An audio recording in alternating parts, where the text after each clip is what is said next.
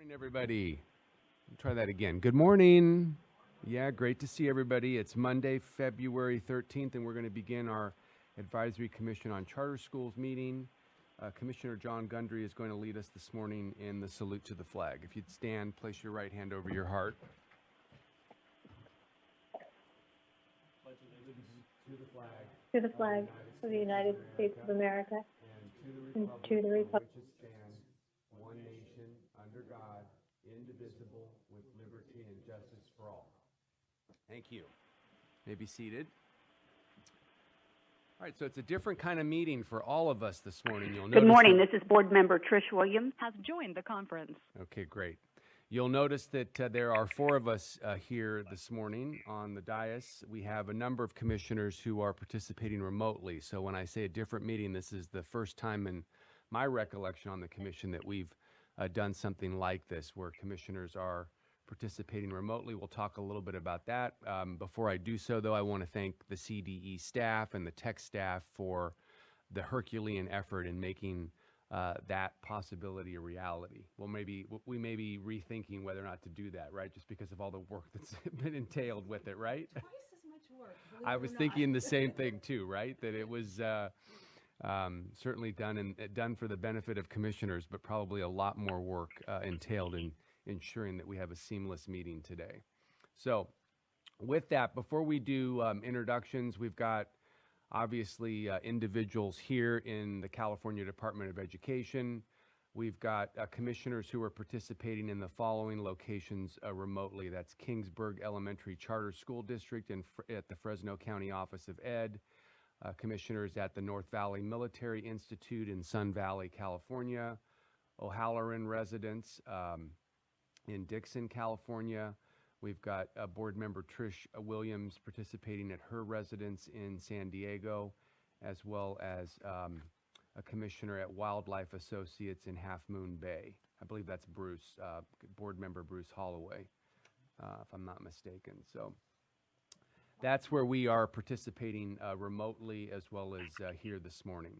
So with that, why don't we start with introductions, and we'll do the commissioners and the charter schools director who is here, and then we'll move to those who are remotely. So why don't we start on my left? Good morning, Cindy Chan, representing the State Superintendent of Public Instruction. And I'm Brian Bauer at Granada Hills Charter, former teacher and Los Angeles Unified School District Administrator, now Executive Director at Granada Hills Charter High School. Good morning, I'm John. Good morning, I'm John Gundry. I'm Superintendent in Santa Clara County Office of Education. Curtis Washington. I'm a high school teacher in the San Mateo Union High School District, and I represent teachers. Great. And so let's move remotely. We've got a commissioner at the Fresno County Office of Education, Kingsburg Elementary Charter School District. Or do we? Maybe not yet. We'll maybe come back to that. How about Commissioner Ryan at North Valley Military Institute? Yes, Mark Ryan. Can you hear me? Yeah, we can, loud and clear. Great. I'm here, and I represent charter school administrators, and we also have another commissioner here. Hey, this is Ari Engelberg. I'm former executive director of Bright Star Schools Charter Network in Los Angeles, and I'm an at-large member on the commission. Great. Glad that you both are there. And how about Catlin? I'm Catlin O'Halloran, and I'm a member of the Dixon Unified School District Governing Board, and I'm representing school board members. Great. Welcome. Are there any other commissioners that I'm missing? We know that Tierney is out today ill, so she won't be participating. Just Dr. Seaver? Okay, and maybe he'll jump on at a later point. And then we have state board members who are participating remotely as well. I heard Trish Williams earlier. Yes, this is Trish from my home, and the principal of River Valley School with agenda item 2, Brooke Fagan, is with me. Okay, welcome.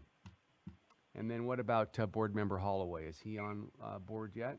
Well, I don't know about Board Member Holloway, but Excuse Board me. Member Holiday, Holiday. is here. Yes, this is Bruce, and I'm at my place of employment, Wildlife Associates. Great. Sorry for that faux pas, Bruce. Welcome. And so I think that covers it.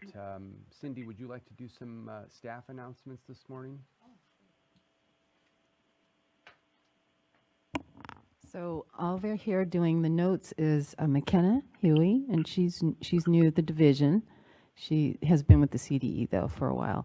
And then Kathy Brewer, who was at the last meeting but had done the note taking. So Kathy's going to be working on the timer and the public comment, calling out the guests that have signed up. And then Bill Fong. Bill's actually retired in December, but graciously came back and is volunteering his time this morning to present the items for the funding determination. So we really appreciate seeing Bill again. And then we have another new employee that will be presenting at the next meeting. So we just have the funding determinations today, so it's just Bill. And then Carolyn Pfister from the State Board of Education office is here as well. Bill, we're so grateful that you're not only here today, but for all of your service. You've made SB 740 presentations crystal clear, as if it could be any better following Cindy when she moved out of what you were doing into her current directorship. So I want to thank you from all the commissioners for how you've made our work that much easier and accessible. And it's really a testament to you and your dedication that you would be here as a volunteer, making sure that these items that you worked on are brought forward in the way that they are. So thank you very much. Yeah. And then I'm also optimistic that she'll make an appearance one last time, but today is Tina Seminoff's last commission meeting. For those of us, whether you're new on the commission or have been on the commission for a long time, she's handled so much of the logistics, especially around travel and ensuring quorum. And I can't think of a better representative from the Department of Ed who's worked with us. She's really made our lives that much easier, whether you come from a short distance or a long distance, and coordinating that. Tina's been a stalwart supporter of the advisory Has joined the commission. conference. Who's that? Oh, great. Welcome, Dr. Seaver. Glad you're with us. Hey, thank you very much. So we'll try to get Tina down here again. I know she was here before the meeting started so that we can collectively thank her as well. I'm going to miss her very much. So why don't we do that introduction? This is Dr. Wesley Sever. I'm Superintendent of Kingsburg Elementary Charter School District, representing State Superintendents. Super. Great. So we have more than a quorum, both here and in sites remotely. And before we move into the adoption of meeting notes, I'm just taking a look at the agenda for this morning. We're going to go through that. We're not doing a formal Charter Schools Division update or a State Board update today. We'll save those for the next meeting. And then we'll take a look at the meeting agenda and a slight reordering. Let me just go over a couple of things housekeeping-wise. Although today's meeting is different in some ways, it's similar in that all the materials that we look at and receive as commissioners are sent to us electronically. You're also able to access those materials by signing up on the CDE Advisory Commission for Charter Schools website so that you too can receive meeting agendas as well as the materials as they're posted. Hard copies of all the materials that we have are available on the rear table in this hall. And then I began the meeting by thanking the tech staff and the CDE staff for what they do in terms of content that we receive. And I want to just reiterate again the what appears to be easy flow for technology purposes with the remote nature of today's meeting, how that wouldn't be possible without all the work that's gone into it from both staff. So thank you very much on that end. And then after we take a look at the agenda items for ordering, there will be an opportunity for public comment on items that aren't agendized for today, and then we'll move in to our agenda.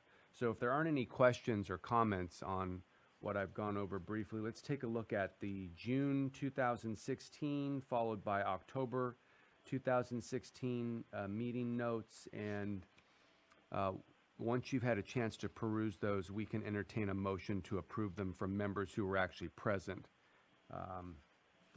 for one or both of those meetings. This is Mark Ryan. I'll move both of them. Okay?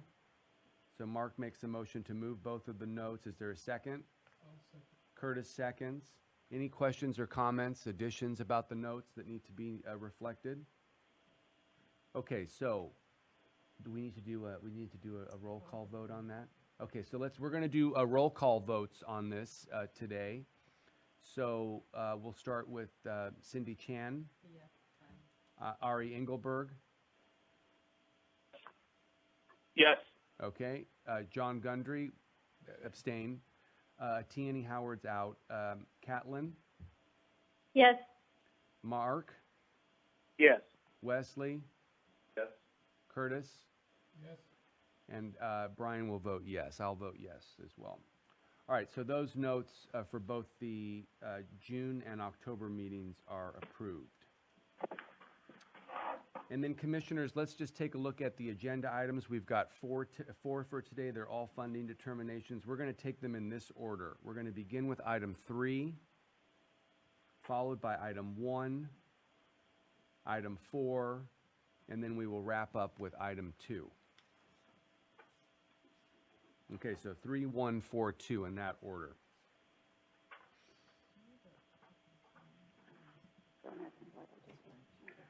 Yeah, we'll do it now. On general public comment? Yeah. Oh, sure. Oh, you mean in terms of the time for the limit? Oh, yeah, we usually allow them for 1 minute. Yeah, on general public comment.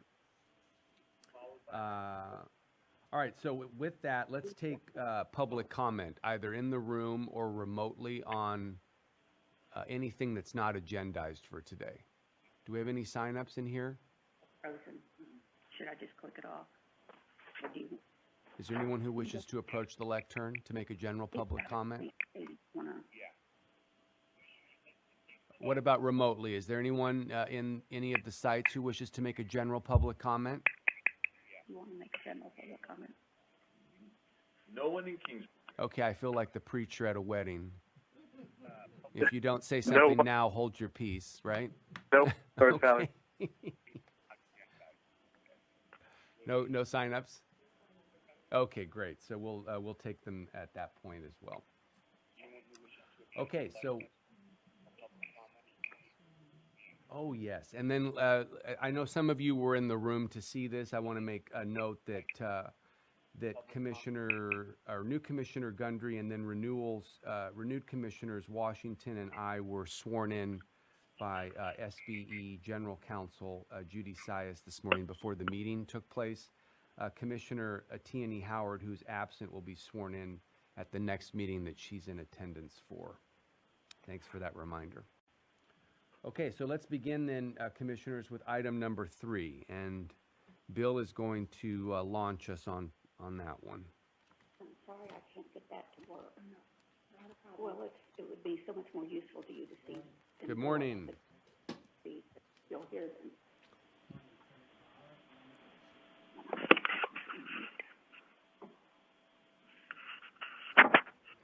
Let me check, Bill. Are the remote participants able to hear Bill?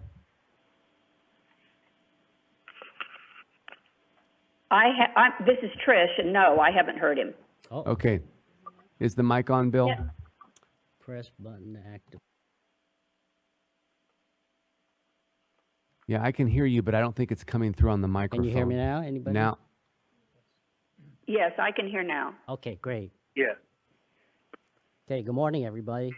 My name is Bill Fong. I'm a consultant with the Charter Schools Division. As of the end of last year, as you know, I retired. So I'm here to finish the job at hand that I started. So let's start with item number 3. Item number 3 are funding determination requests from 32 charter schools. 24 are new and 8 are not new, and they're applying for a renewal of their funding determination. I realize there are new commissioners out here, so I'll kind of briefly do a little background on the funding determination. Charter schools, not all charter schools have to file a funding determination. It is only those charter schools that don't have at least 80% of their ADA as classroom-based. So if you don't have at least 80% of your ADA is not classroom-based, then you need to file a funding determination form. Basically, that form provides the CDE with information to show that they spent a certain amount on instructional services. Because in order to qualify for state funding, they have to spend a certain amount of their budget on instructional services. If they don't, then they don't qualify for state funding. They have to go through this process in order to be reimbursed for their students. The qualifying criteria is a charter school has to, a non-classroom based charter school has to spend at least 40% of basically their state LCFF funds on certificated teachers and salaries. Second condition, they have to spend at least 80% on instructional services. The third condition is their pupil to teacher ratio has to be 25 or less. If you don't meet any of those threes, you don't qualify to get a full funding like all the other charter schools do. There are two other levels of funding determinations if you can't spend those at those levels. And they are, you can be funded at 85% or 70%, and they have lower thresholds on the amount of money that you spend on instruction and certificated teachers. With that, there's two basically filing funding deadlines that the charter schools that need a funding determination have to meet. For new schools that start this fiscal year, all new schools have to file by December 1st of the first year that they're in operation. All the other schools that are either filing for renewals or other circumstances have February 1st deadline. So there's two deadlines. If they don't meet those deadlines, then they have to go to the state board for a waiver in order to go through the regular funding determination process. So it's basically those are the rules. In order for a charter school that doesn't have enough classroom-based ADA, they have to go through this funding, what we call funding determination process. With that, with item number 3, we have 32 charter schools that have filed funding determinations. 24 are new. 8 have existing funding determinations that needed to have renewal. All 32 charters on this list are requesting funding determinations at 100% with various funding determinations periods as specified on attachment 1 of item number 3. Based on our review, all charter schools have met the 3 required conditions to be eligible for determination of funding at 100%. That is, they've met the 40% spent on certificated teachers and salaries and benefits, and they met the 80% spent on instructional services, and they met the pupil to teacher ratio of 25 to 1 or less. Hence, we propose to recommend that the State Board of Education approve funding at 100% for all 32 charter schools on attachment 1. The funding periods recommended for the new charter schools is 2 years, which is specified in regulations. That's the most they can get, 2 years in their first initial filing of the funding determination, and 4 years for all the 8 continuing charter schools. Although five of the charter schools requested 4 years, we are recommending 4. 3 have requested 5 years, but per regulations, we're only allowed to recommend the 5-year period if they meet the API alternative conditions. I realize the API has gone away since 2012-13, but we still have to use the last 3 years average or the highest of the last 3 years. So, and in this instance, the 3 that were requesting 5 years did not meet those API conditions, so that's why we're recommending 4 years. And that concludes item number 3. Can you talk about the 2 that requested 70%? So of the 32, there's 2 that didn't request 100%.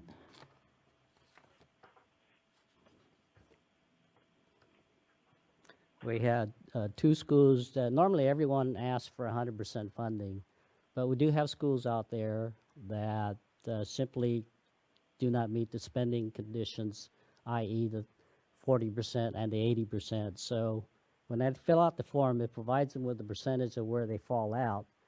And with these particular schools that are asking for 70%, they do qualify for 70%, as they only spent a certain amount on instruction and certificated teachers and salaries and benefits. I don't remember the two schools here. We have, I think it was the option schools. Yeah, Baldwin Part 2 and Santa Clarita. So they've asked for 70, and we're recommending them at 70.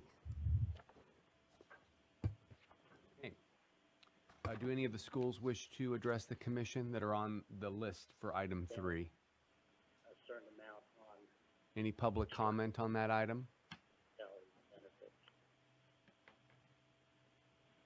Okay. Are there any questions or comments from commissioners? This is Mark Ryan. I'd like to move item 3. Okay, Mark Ryan makes a motion to move that item. Is there a second? Ari Engelberg. Okay, Ari makes a second. Any questions or comments about the motion? Okay, so we'll do a roll call vote on item 3. Cindy? Yes. Ari? Yes. John? Catlin? Yes. Mark? Yes. Wesley? Is that a yes or a no? Yes. Yes. Okay, got it. Curtis? And Brian, yes. Okay, so that item moves forward with a recommendation from the ACCS as well as the CDE to the State Board for its March meeting. Very good. Let's take the next one, which is item number 1. Okay, item number 1 are funding determination requests from 4 charter schools that missed the deadline. All of these guys had a February 1st deadline and for various reasons did not make that deadline. So they were required to go to the State Board of Education and obtain a waiver. Actually, the school's authorizing school entity was required to hold a public hearing and have before the submission of their waiver to the State Board.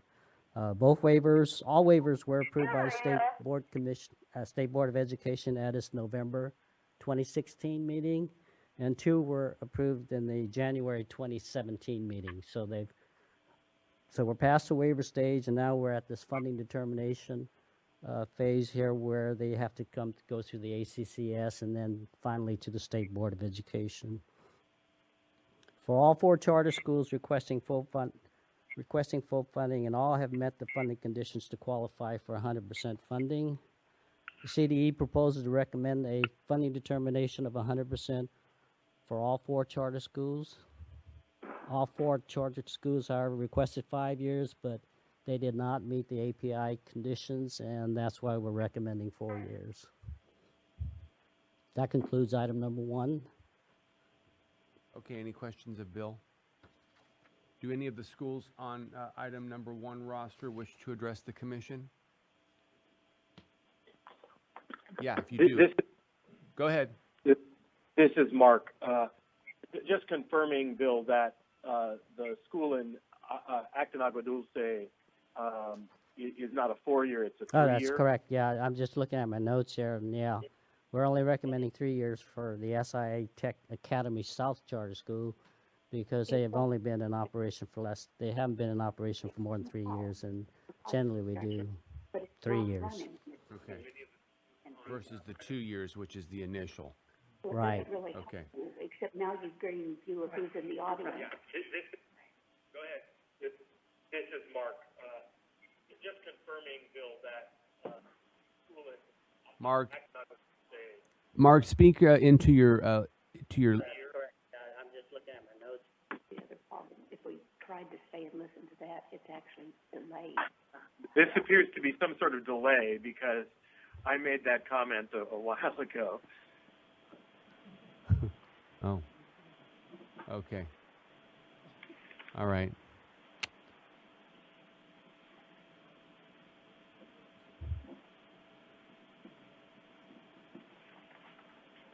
regardless, I'll move item 1.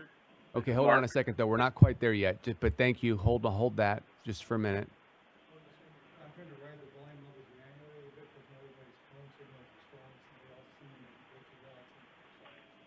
Thank you.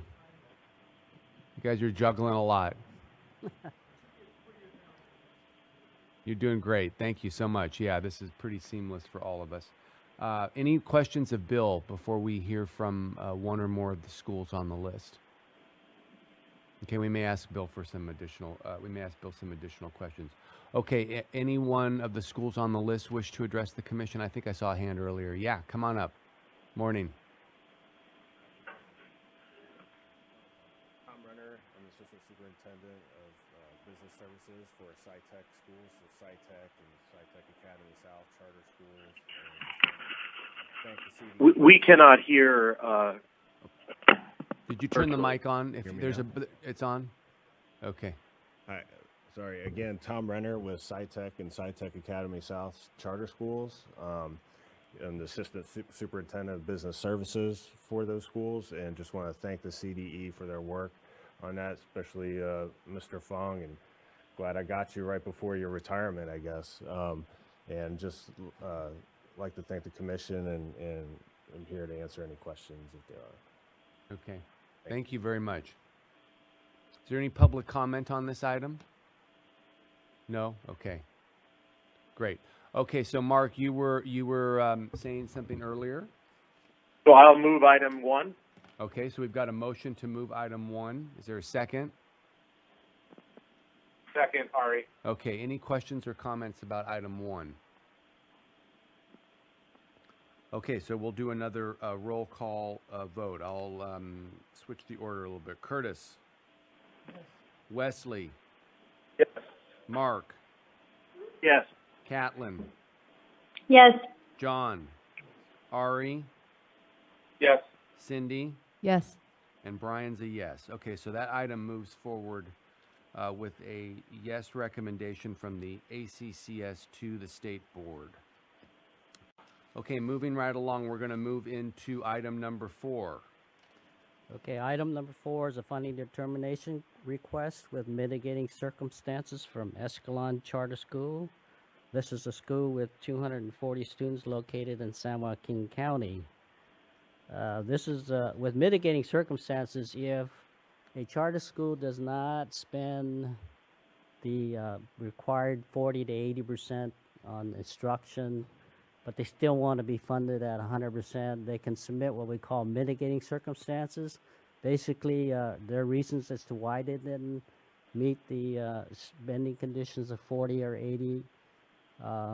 Then we as a department and you as the commission will look at their excuses or reasons and then decide on the merits of what they provided as a mitigating circumstance to see if that's a good reason to accept and provide them with full funding or not provide them with full funding. With Escalon, they're requesting 100% funding for 4 years with mitigating circumstances. The school did not, the condition they didn't meet was the 80% being spent on instructional services. They actually spent 76% only. In order to get 100%, they had to spend 80%. Escalon report, for spending levels between 70 and 80%, regulations require the ACCS to recommend to the state board approval of the request at 85% funding, unless there's a reasonable basis to recommend otherwise.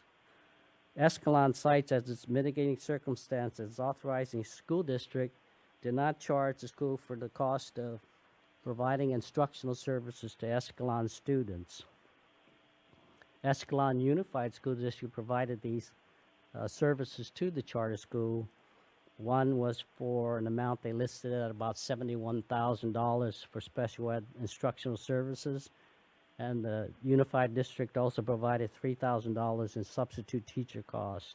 If you add those both up, they're about $74,000, which if paid by Escalon Charter School would have kicked them over the 80% level. So that's their mitigating circumstances. We agree with their mitigating circumstances and are recommending a funding determination at 100% for 2 fiscal years. Okay. And that concludes item number 4. All right, any questions of Bill from commissioners? Curtis? Have they asked for mitigating circumstances in the past? Let's see. Escalon's charter number 1416. I don't have, oh, here we go, just a second.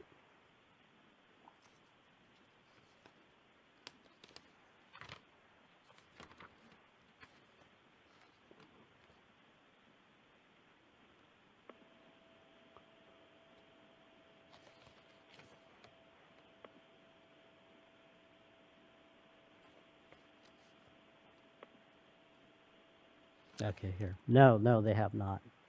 Okay. Okay, any other questions from commissioners? This is Ari Engelberg. I'm just curious if they've met the mitigating circumstances requirement per CDE's analysis. Why is the recommendation only for 2 years and not the full 4 that the school has requested?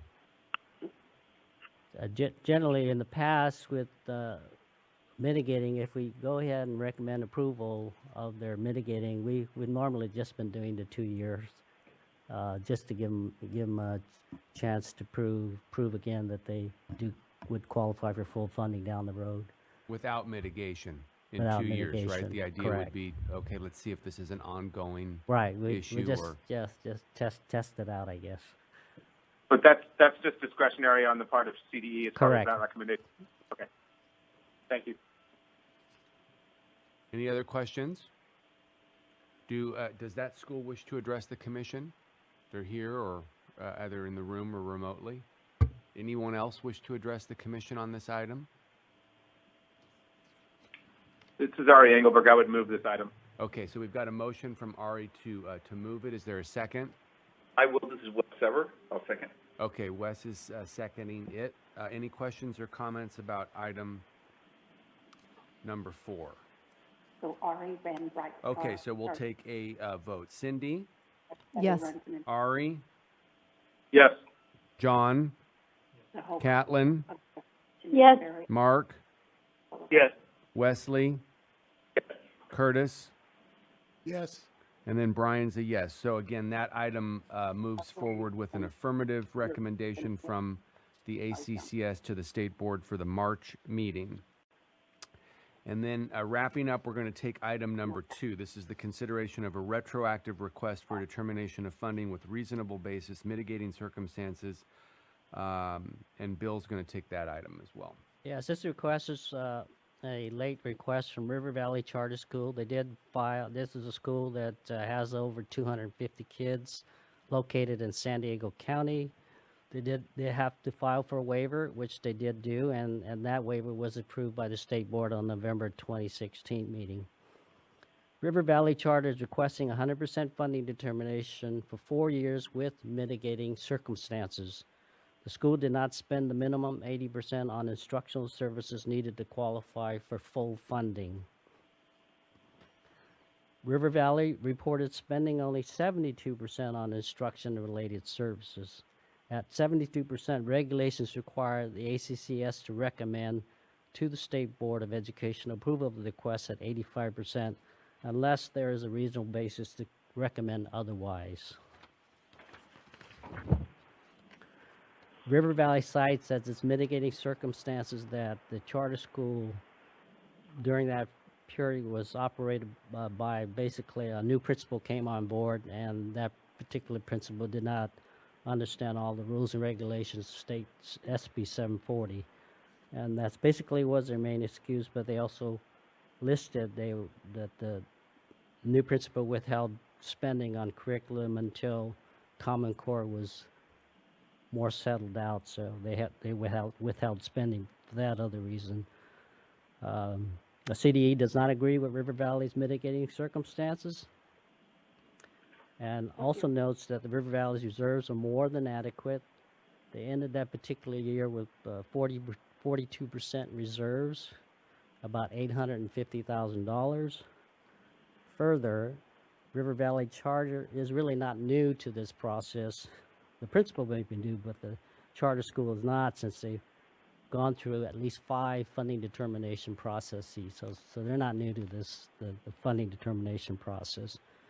Hence, the CDE recommends that State Board of Education deny River Valley's mitigating circumstances request and recommends approval of funding determination at 85% for 2 fiscal years.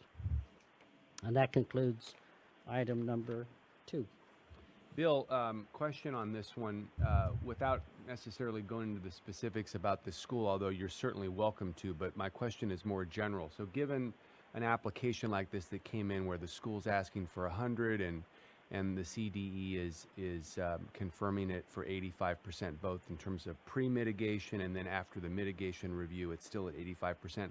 What would be something that you or the CDE staff would have needed to see in the application in order for it to have hit 100%? For example, that this application lacked or didn't take care of, that would have brought it to 100%, or an application like it? Well, they would have had to provide a circumstance that was unique in nature. But I think that what threw me off or skewed this for me was the reserves were so high that they needed about $163,000 to make the 80%. And for instructional materials? For instructional services, correct. And they didn't provide, if they provided me with information related to that, more specific detail on what they could have done, that totaled out to maybe more than $160,000, I might have recommended otherwise. But the reserves skewed it for me.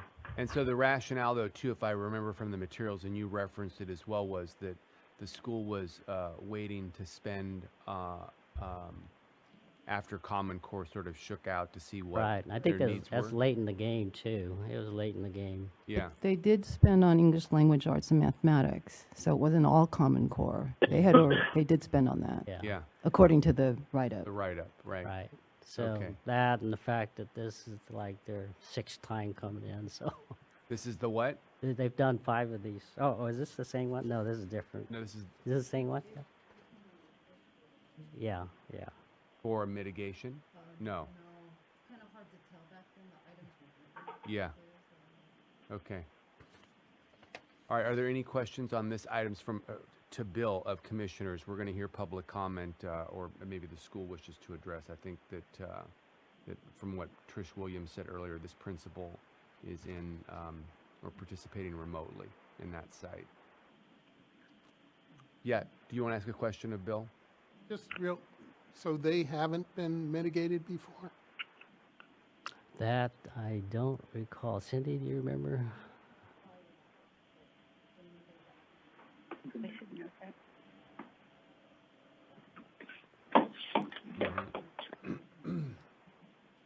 Okay. Any other commissioner questions of Bill? Okay, does the school wish to address the ACCS right now? Yes, this is Trish, and Brooke Fagan wishes to address the ACCS. Okay, great. Good morning. Good morning. Thank you for taking the opportunity to listen. I do agree with everything that Bill stated, but please know that we've not filed any mitigating circumstances in the past.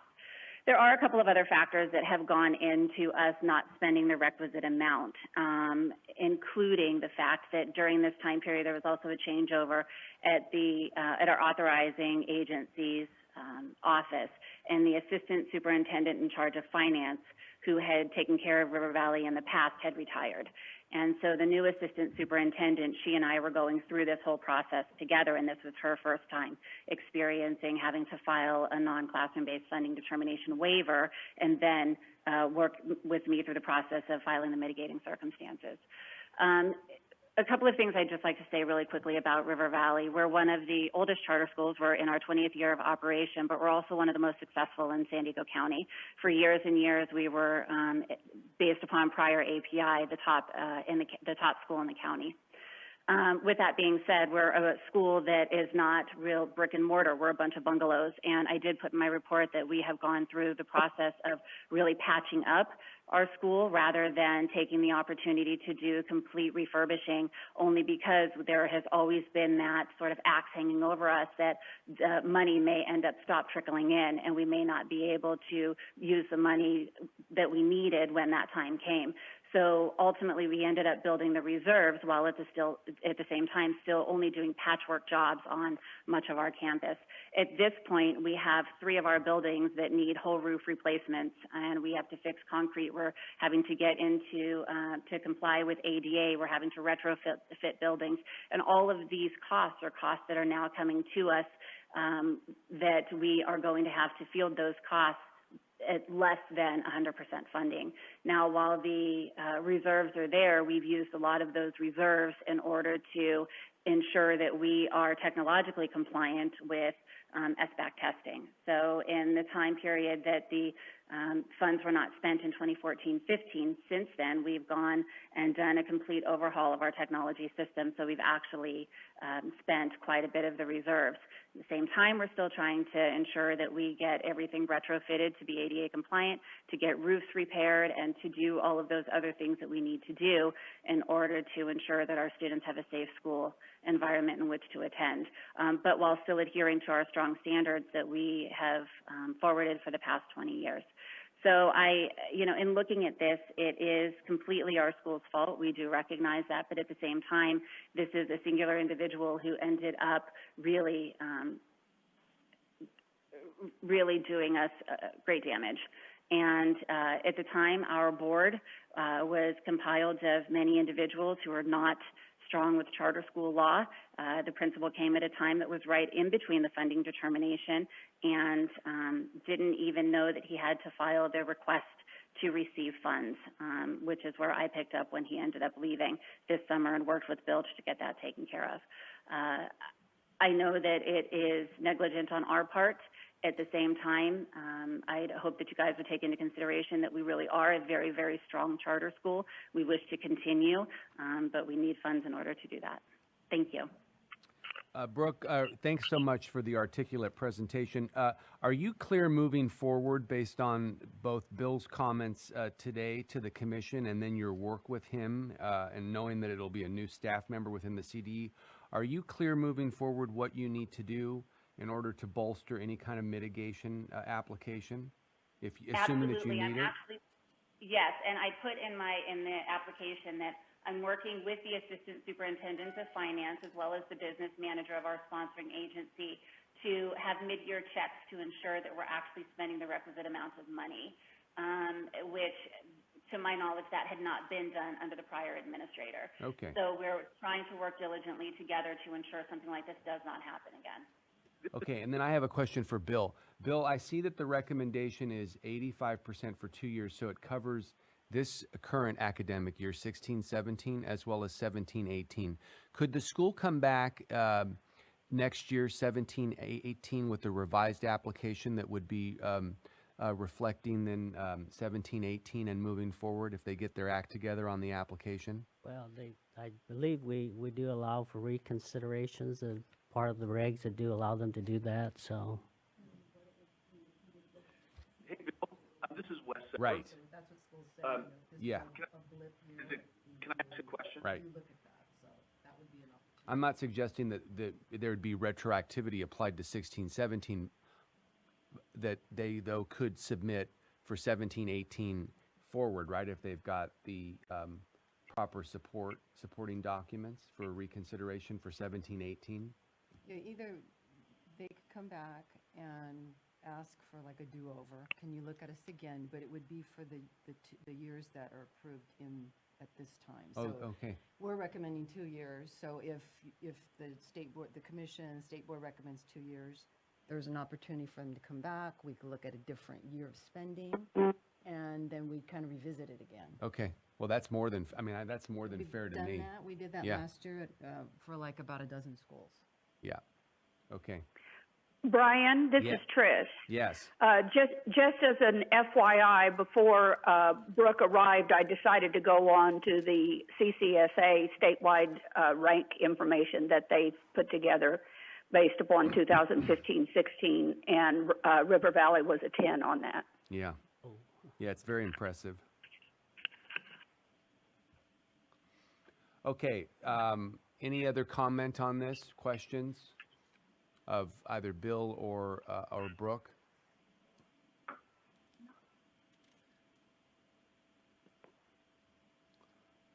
Okay. Anybody wish to make a motion? Yeah, I mean, this is Ari Engelberg. Oh, is I it? would actually, I would move for 100% funding. Okay, great. Hold on just a second. I thought I asked for public comment earlier, but I guess I didn't. Is there anyone who wishes to comment publicly? Two? Thanks. I see both. Yeah, I see Eric and Can you read the names out? Kathy Sprecco and Eric, looks like Pembroke? Premack. Premack, sorry. And I see Jeff's hand. Is that up? Okay, so we'll add you too. Good morning. Those are leaders in the non-classroom based. Thank you. Good morning, Commissioners. Kathy Sprecco, California Teachers Association. I would like to ask the Commission to recommend an approval of the mitigating circumstances request and to approve a determination of 100% funding for 4 years. River Valley is a model charter school. It is in the education business for all the right reasons. A past principal made some mistakes that the current principal is trying to rectify, and I do not feel that current students and teachers should be penalized for these mistakes. Thank you. Thank you. Never did that. Eric Premack, Charter Schools Development Center. Morning. Congratulations to Bill on failing his retirement. And it's, I don't represent this school, but I am concerned about the precedent here and the ongoing message that, and I again appreciate the work that Bill and his colleagues do. I know this is not the most fun thing that ends up in their task list. But I do disagree with this notion that the law says it has to be unique or one-time circumstances. In fact, if you look at the law, what it says is it lays out a laundry list, and before the laundry list it says including but not limited to. So essentially it's really a wide open regulation here that goes way beyond unique and one-time circumstances. And so if you're going to whack a school for 15% of its funding based just on not meeting a unique and one-time standard, and by the way, I think they actually met that standard too, I think that's terribly unfair. What has me even more concerned is the message that it says, while a 40% reserve sounds like a lot of money in the scheme of a history of deferrals, funding cuts, and volatility in revenues, we generally recommend to all of our schools that aren't subject to this test that they strive for a 40% reserve. We think it's perfectly reasonable and support Mr. Engelberg's motion. Thank you. Thank you.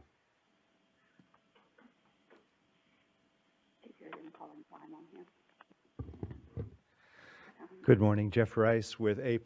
I don't represent this school either, but I have a long history of knowing and recognizing this school as an exemplary charter school in San Diego County and throughout the state.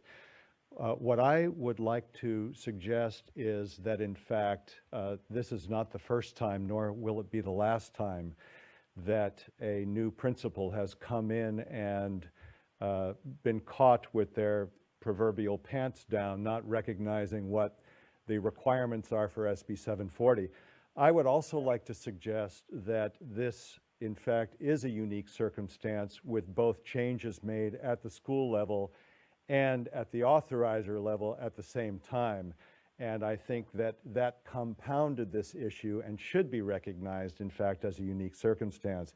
Having witnessed this over 15 years, this process, I seem to recall that there have been other examples of schools coming before you with mitigating circumstances about changes both at the school level, either with the CFO, the principal, and other representatives, as well as at the authorizer level, particularly for those who rely on their authorizer for doing their SB 740 funding determination.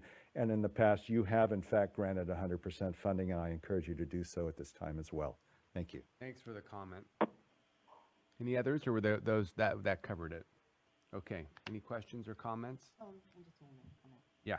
So yes, we appreciate all the comments that have been mentioned. And I'd just like to say on this one, I mean, we do look at each funding determination request individually. We look at it based on what the school's circumstances are.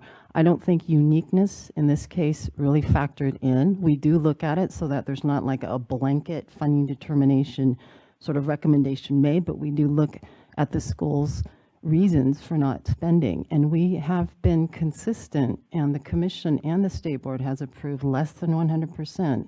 And it's in those cases where the school should have known, and they've been very involved in the process in the past. So that's why we looked at this one in this way. The school has been through the commission before on a number of occasions.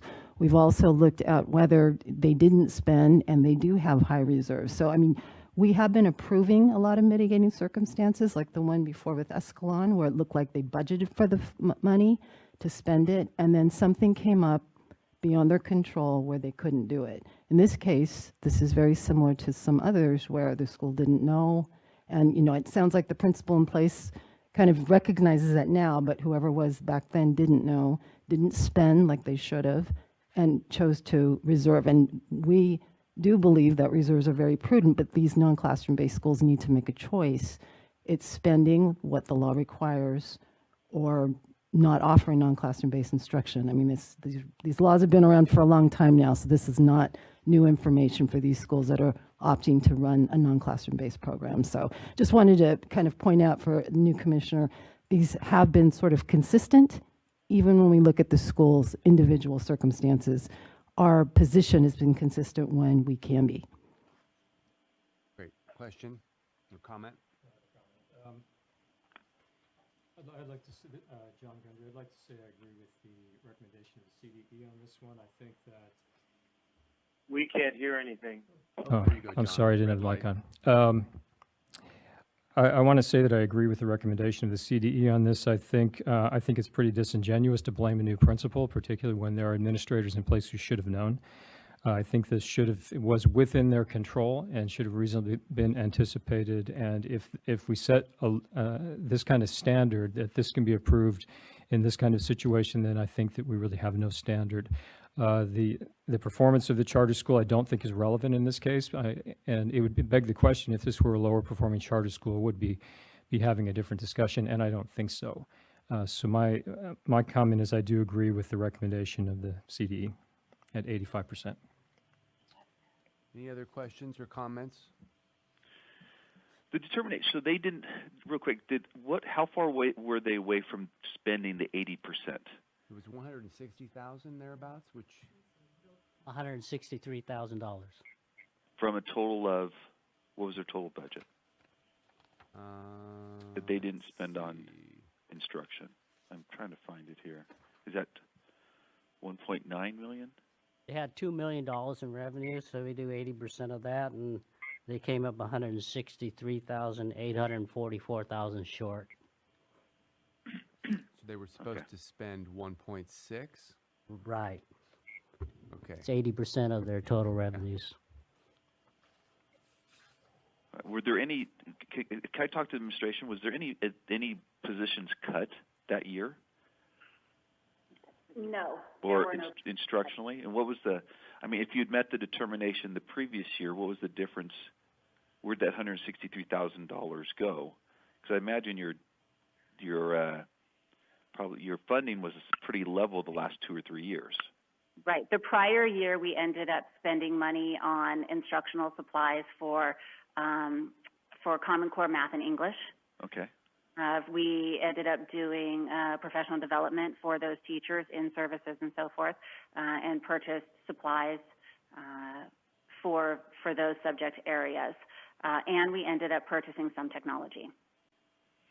Okay. That makes sense. All right. Thank you very much. Sure.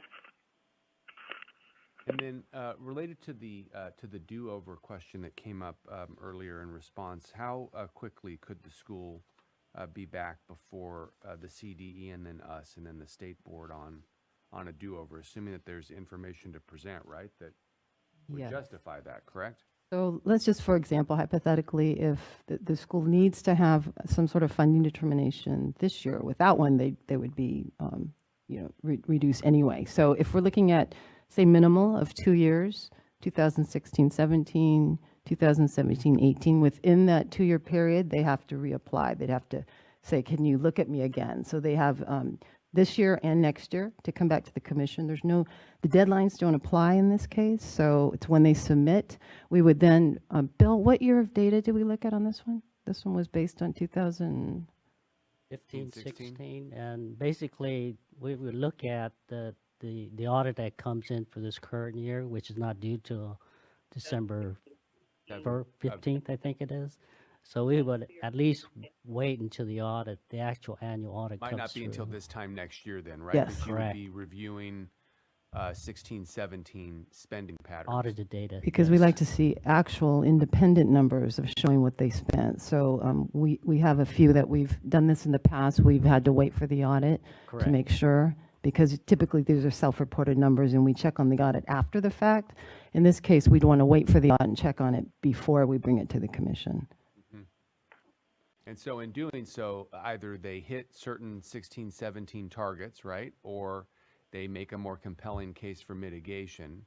If indeed they hit their 16-17 targets or their mitigating application is compelling, what I'm hearing, just want to confirm for the group at large, is that if a funding determination greater than 85% is recommended and then approved, it would be retroactively applied for 16-17, and they would receive that same funding determination for 17-18. So in essence, Correct.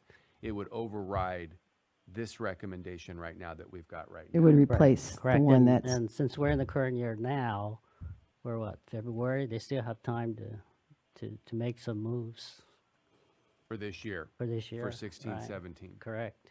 Okay. Brooke, just for clarification, and you may not have the answer right now, how are you guys proceeding in 16-17 with the requirements and spending? Do you feel like you're on track to hit the threshold requirements in the areas? I do, yes, I do. Okay. All right. Yeah, Curtis, sorry.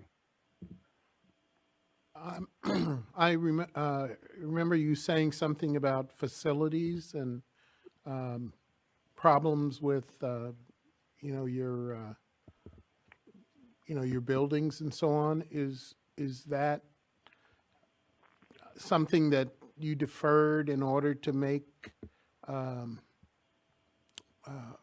that would have made a difference in this? It is. We have very old portable buildings, and many of our buildings are leaking. And right now, I have to run back to campus and get together with the maintenance crew to see what we can do for one building that's actually pretty advanced, where the dry rot has advanced pretty aggressively. So yes, it is something that would have made a difference had the steps been taken to correct that in the past, yet it wasn't.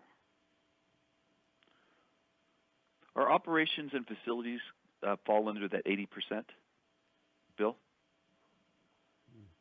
No, those are considered non-instructional. There is a little piece in there where they can, if they, have the kids come into a facility, they're eligible to claim a piece of the facility's cost. But for this particular school, I don't think they indicated that.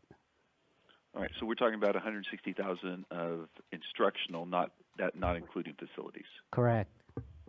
Okay, so what are we doing? So ask the administration, what are you doing about that?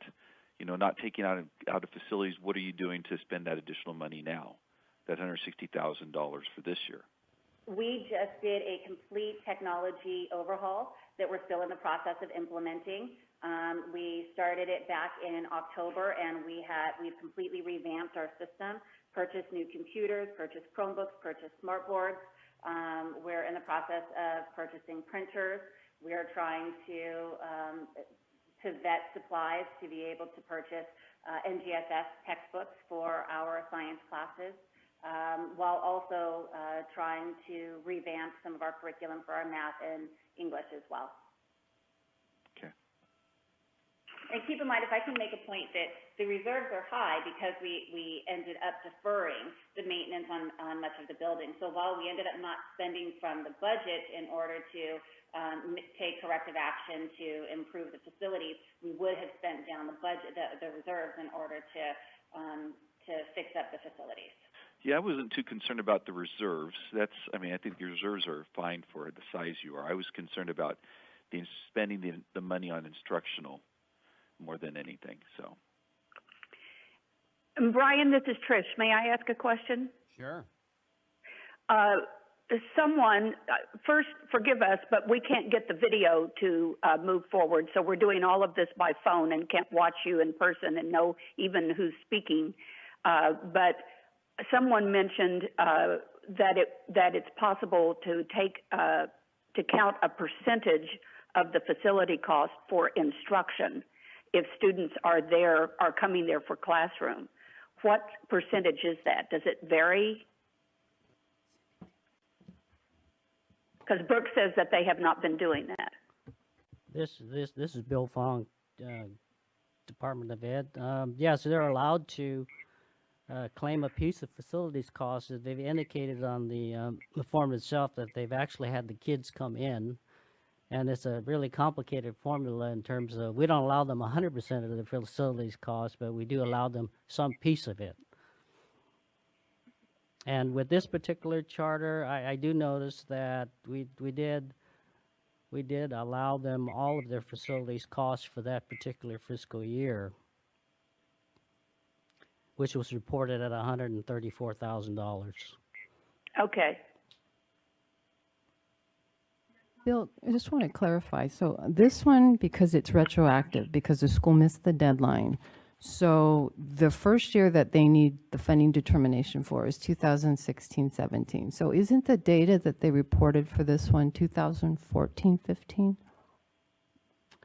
Oh yeah, you're right. It is 14-15. So we would look at 2015-16 data, which yes. should already be over. Right, you're right. How's that? Yeah, 15-16. Look for you guys. If they had to file a redetermination in the event that the commission, the state board, approves something less than 100%. So we wouldn't need to wait for this year to be over. The year that we would look at would be the following year of data to see if they spent. So that they should already have that. That's so correct. We would be able to bring them back in sooner. So what I mentioned, because this is retroactive, they're actually using 14-15 data. So a redetermination would already have 15-16. I can't hear you. Oh, I was explaining to Brian that we were off a year. So if for some reason they were approved for less than 100% and they chose to file a redetermination to have their funding determination looked at again, they would actually use 2015-16 data. So that's already done and final. So they could come back in sooner. They wouldn't have to wait for this fiscal year to end and the audit to come in. And has there been any response from the school about what their 15-16 looks like? Again, it's totally self-reported, but no? No, we have the audits now for 15-16, so they should be able to come up with something. So we might be able to see a 15-16 review for the April ACCS or June? Assume. Yeah. Okay. If that happened, would it? This is John Gundry. Would it still be retroactive for? So why didn't they come forward with that data now? I don't think they knew the recommendation because they requested 100%. So we don't have it. They would have to file the new form. That we would have to look at the fiscal information again and then bring it back to you. This is Mark. For whatever it's worth, hearing about the good work that this school has clearly been doing for quite some time, hearing what they described as their mitigating circumstances, I'm certainly inclined to accept the mitigating circumstances and to recommend to the board, recommend to the state board the 100%. Simply because I do think that there is yes, there's circumstances. Yes, they should have known. There's no doubt that they should have known, but all other indicators seem to point to success, to a spirit of compliance with regulations, and so I'm inclined to support the idea of the 100%. This is Cindy. If the commission ends up voting that way, I would recommend that that the recommendation be for the minimum years, so that they come back sooner. They can show the commission that they can spend at that level, and we do that with all mitigating circumstances requests that show they cannot spend. So if the commission decides to vote that way, I would just suggest that they come back to the commission. So it would only be at a minimum of 2 years. Personally, I'm in favor of the 100% at 2 years. So I don't know if somebody wants to make that motion, or if I should make that motion. This is Wes Sever. I'll make that motion. The 100% for 2 years. I'm fine with that. Okay, This so is we have, Carolyn O'Halloran, no second. Oh, okay. okay, so Wes made a motion to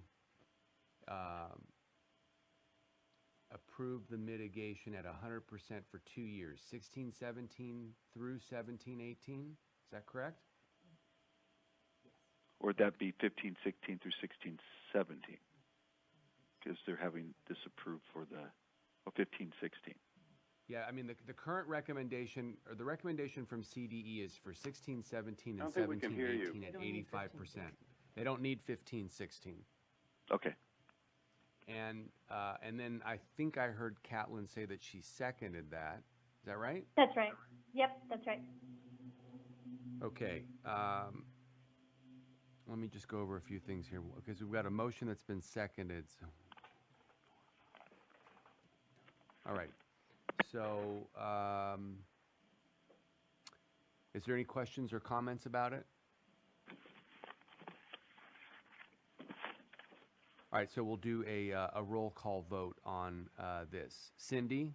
No. Ari? Yes. John? No. Catlin? Yes. Mark? Yes. Wesley? Yes. Was that yes? Yes. Okay. Curtis? Yes. Brian? No. So this item moves forward with a 5-3 recommendation vote to the state board that the school be approved at 100% for those 2 years, 16-17 and 17-18. Okay, great. So that wraps up item 4, and that wraps up this morning's agenda. We're not even into the afternoon. Another record for today. How is this meeting different from other meetings, right? We'll do a Trivial Pursuit question on the February 13th meeting at some point, I'm sure. Do we have any housekeeping issues we want to go over before we conclude? Our next meeting is April 5th on a Wednesday. Okay, and again, thank you to all who made this possible, to commissioners who participated remotely. And if there aren't any other questions or comments, we will wrap this morning. Are there? Thank you, Brian. Thank you. Thank you, Brian. Yeah. Thank you. Thank you, everybody. Okay, have a great day. I'd say safe travels home, but you're already home. So I'll just wish that to the commissioners in the room. Yeah, back at you. All right. Bye-bye. Wesley Sever.